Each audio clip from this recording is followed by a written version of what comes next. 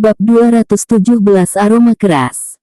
Di dalam kamar sebuah apartemen mewah yang berlokasi di bilangan segitiga emas ibu kota, seorang pria berdiri di dekat jendela kamarnya yang ada di lantai 20. Matanya menerawang jauh ke bawah di mana lampu kendaraan yang merayap di sepanjang jalan berkelap-kelip seperti bintang yang ada di atas langit. "Di mana kamu, Liha? Hampir 2 minggu sudah kamu pergi dariku. Aku tahu kamu tidak akan bisa pergi jauh. Tapi, sedekat apa kamu sehingga aku masih tidak bisa menemukanmu?" Rahang pria itu mengeras membayangkan sosok istrinya yang entah apa yang terjadi pada dirinya. Apakah dia hidup dengan baik atau tidak? Apakah dia berada di tempat yang dia sukai atau tidak?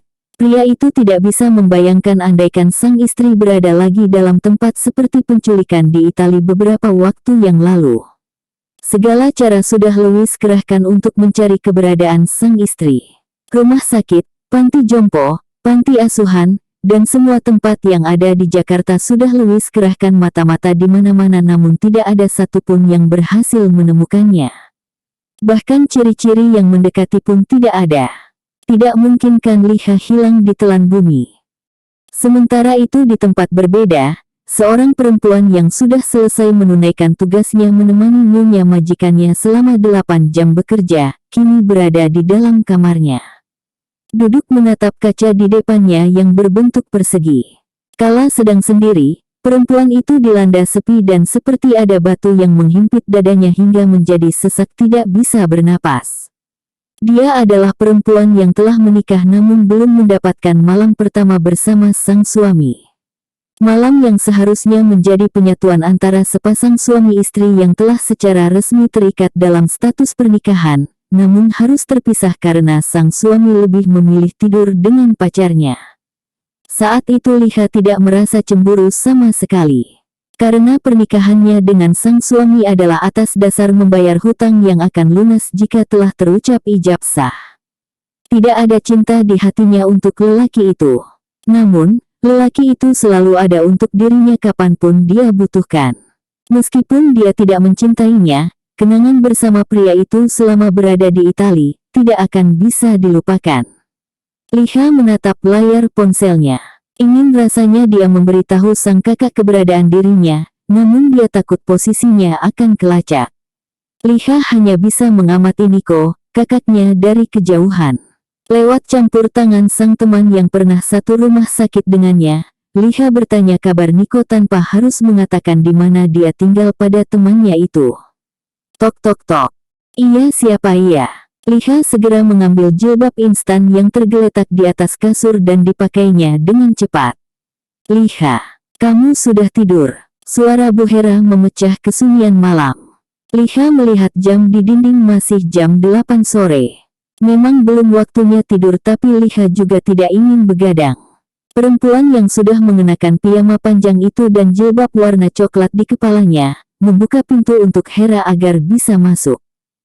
"Belum, Bu. Ada apa ya?" Liha membuka pintu selebar tubuhnya berdiri.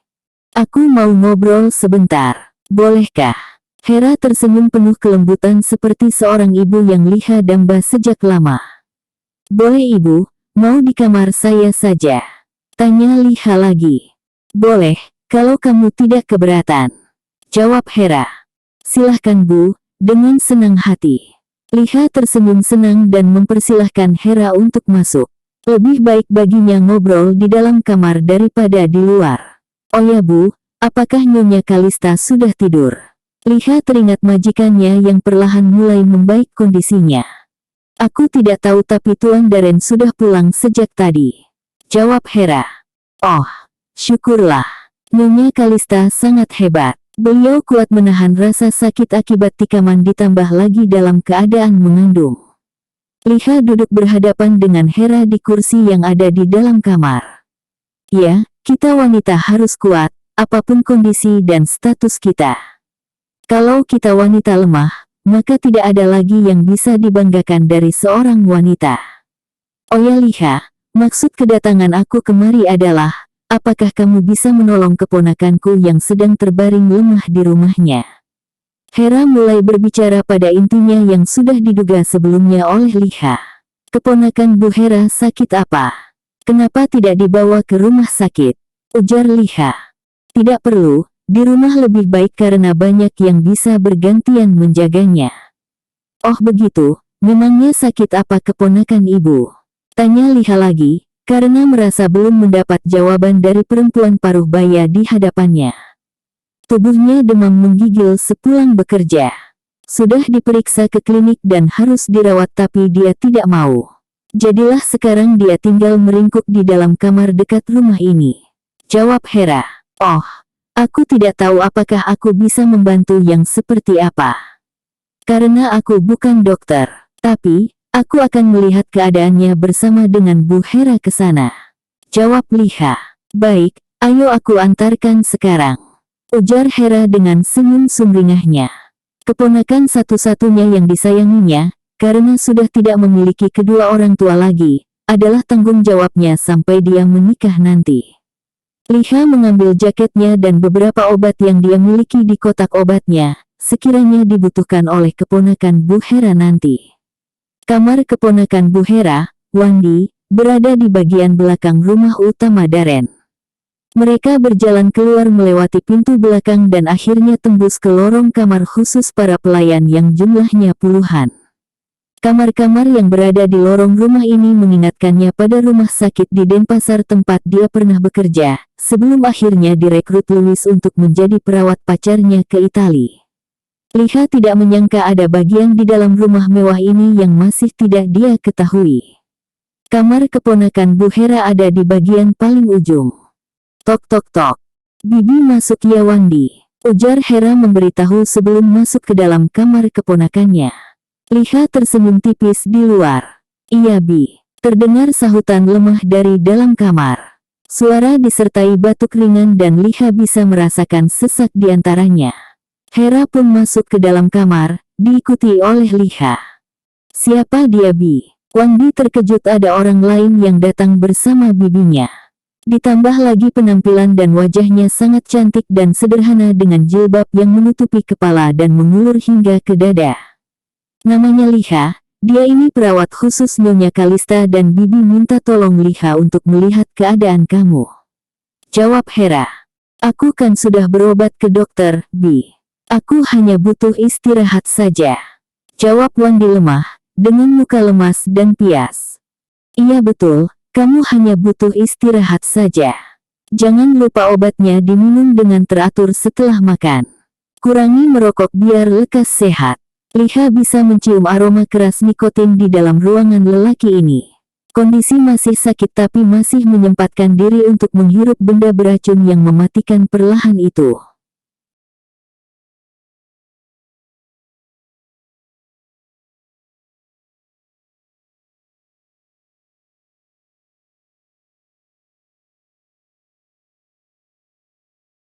Bab 218. Dihantam batu besar. Iya betul, kamu hanya butuh istirahat saja.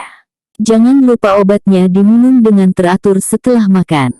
Kurangi merokok biar lekas sehat. Liha bisa mencium aroma keras nikotin di dalam ruangan lelaki ini.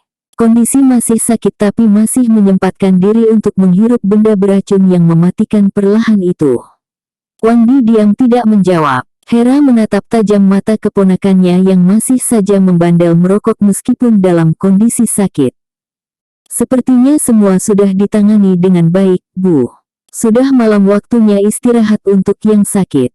Kalau tidak ada lagi, saya permisi kembali ke kamar. Ujar Liha pada Bu Hera yang mengangguk setuju. Wandi, kamu harus lekas sembuh. Besok kalau bisa kamu sudah kembali bekerja.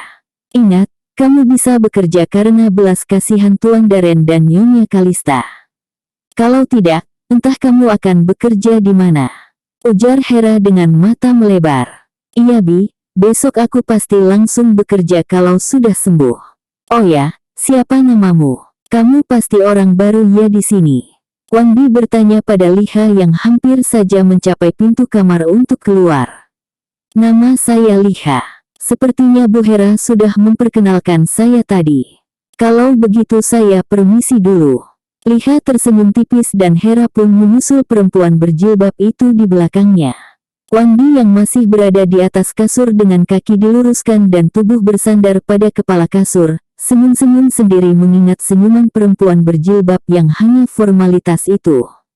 Terima kasih ya Liha, sudah mau menengok keponakan saya. Cuma dia satu-satunya keluarga saya yang masih tersisa sampai sekarang. Jadi, meskipun dia agak bandel, saya masih harus tetap bertanggung jawab padanya. Ujar Hera dengan malu-malu. Iya Bu, saya mengerti. Saya juga hanya punya kakak saya satu-satunya keluarga di dunia ini. Tapi, sayangnya, saya tidak bisa setiap hari melihatnya, tidak seperti ibu yang bisa melihat keponakan ibu setiap hari. Seketika Liha murung dan mengatupkan bibirnya sambil menghela napas. Memangnya kakak Liha di mana? Wanita paruh baya yang telah lama mengabdi pada keluarga Anderson itu, penasaran karena perempuan di hadapannya ini termasuk perempuan yang irit bicara. Mereka hampir tidak pernah bercakap-cakap dari pagi sampai sore. Kalau malam tiba seperti saat ini, maka inilah waktu berkualitas untuk mereka saling mengenal satu sama lain. Kakak aku tinggal di Bali. Dia bekerja di sana sebagai manajer sebuah klub malam paling terkenal di seninya. Kami hampir tidak pernah bertemu bahkan seminggu sekalipun belum tentu. Tapi, doaku selalu menyertainya dimanapun kapanpun. Liha menunduk lesu mengingat kerinduannya pada sosok kakak yang terakhir ditemuinya adalah pada saat ijab kabul. Tapi kamu masih bisa menelponnya kan? Beritahukan kondisimu padanya. Jangan biarkan hati orang yang mencintai kita khawatir dan tidak bisa tidur nyenyak, tidak bisa makan tak enak. Ucap Hera. Dalam lubuk hatinya yang paling dalam, Liha membenarkan itu. Bibirnya menyunggingkan senyuman senang. Senang karena ada orang yang mau mengingatkannya di saat hilaf. Liha berjanji akan menelpon kakaknya malam ini juga untuk sekedar memberi kabar kalau dia baik-baik saja. Baik Bu. Aku akan menelpon kakakku setelah aku sampai kamar. Terima kasih atas nasihatnya. Selamat beristirahat Bu Hera, ucap Liha dengan senyum termanisnya. Aku yang berterima kasih padamu karena telah memastikan kalau keponakanku baik-baik saja. Ujar Hera menjawab kalimat yang diucapkan Liha. Kalau begitu aku kembali ke kamar. Selamat malam Liha, ujar Hera sebelum berpisah di lantai 1. Selamat malam Bu Hera. Kamar Liha yang berada di lantai 1 di bawah tangga merupakan kamar yang khusus disediakan untuknya jadi sewaktu-waktu lebih cepat dipanggil. Sayang, Darren menyibak helaian rambut yang terjatuh di pipi sang istri. Posisi tidur Kalista yang masih miring memudahkan Darren untuk memeluknya saat tidur. Jawab Kalista, sambil menatap pria tampan di hadapannya dengan bulu-bulu halus sepanjang rahang. Mata hijau Darren adalah yang paling Kalista sukai dari diri pria itu karena sangat menenteramkan dan membuat nyaman. Kapan kamu akan kontrol lagi ke dokter? Tanya Darren sambil mengusap-usap lengan mulus Kalista yang memakai piyama tidur tanpa lengan. Kalista mulai merasa menyesal tidak memakai piyama lengan panjang. Sekitar 2 minggu lagi, ujarnya. Kenapa? Apakah kamu sudah kangen dengan baby twins? Tanya lagi Kalista. Ya begitulah. Aku sering membayangkan kalau baby twins lahir, rumah ini pasti ramai dengan suara tangisan dan teriakan mereka. Hehehe. Aku lupa, kita belum mencari nama untuk baby twins. Darren tiba-tiba terduduk dan beranjak meninggalkan kasur untuk menuju ke suatu tempat. Kalista mengernyitkan alisnya tidak mengerti apa yang akan dilakukan suaminya malam begini. Kamu mau apa? Kalista heran melihat Darren yang membawa laptop ke atas kasur. Jangan bilang kalau kamu mau bekerja lagi. Ujar Kalista dengan wajah cemberut. Tidak sayang, aku mau mencari nama perempuan dan laki-laki untuk baby twins. Ujar Darren dengan penuh semangat. Kamu sebegitu yakinnya kalau yang lahir adalah anak lelaki dan anak perempuan? Kalista memperhatikan jari jemari Darren yang mulai lincah di atas papan angka dan huruf tersebut. Setidaknya aku sudah mempersiapkan 2 nama untuk masing-masing. Jawab Darren tanpa menatap lawan bicaranya. Oh baiklah, terserah padamu saja. Kalista kembali merebahkan tubuhnya dengan posisi miring. Darren terlihat sangat antusias membuka beberapa situs online dengan kata kunci, nama anak laki dan perempuan. Kalau dia perempuan, aku mau dia memiliki wajah secantik dan sifat sebaik dirimu. Tapi, kepintaran seperti aku, ujar Darren dengan nada penuh optimis.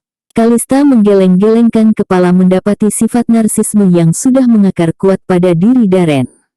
Dan, kalau dia lelaki, aku ingin dia menjadi anak yang tangguh, pemimpin untuk keluarga dan pewaris The Anderson kelak. Ujar Darren.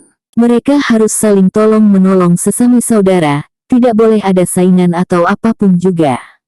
Aku akan mendidik mereka dengan keras sejak dini. Tidak ada manja-manja dalam kamusku. Dan, kamu juga tidak boleh memanjakan mereka. Setuju sayang. Darren terus mengetikkan jarinya ke atas laptop. Merasa tidak mendapat respon, Darren menatap perempuan di sebelahnya. Darren menghela napas karena yang diajak bicara malah sudah menikmati mimpi indahnya sejak tadi. Pria itu tersenyum menyadari kesalahannya yang terlalu banyak berbicara.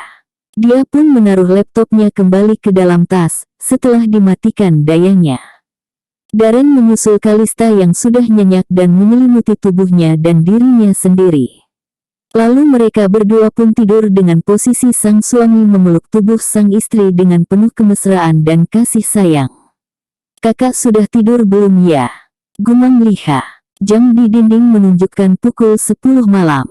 Tapi, mata Liha belum bisa terpejam. Aku coba gumamnya lagi. Liha memencet nama kontak sang kakak di HP-nya. Liha pun mulai melakukan panggilan langsung. Suara dering telepon masuk masih belum diterima sang pemilik telepon di ujung sana. Ketika hampir putus asa tiba-tiba terdengar suara menjawab panggilan, "Halo." Refleks hati Liha mendadak diam membeku, mendengar suara si penerima. Seperti ada batu besar yang dihantamkan ke dadanya, Liha menganga dan hampir mau menangis.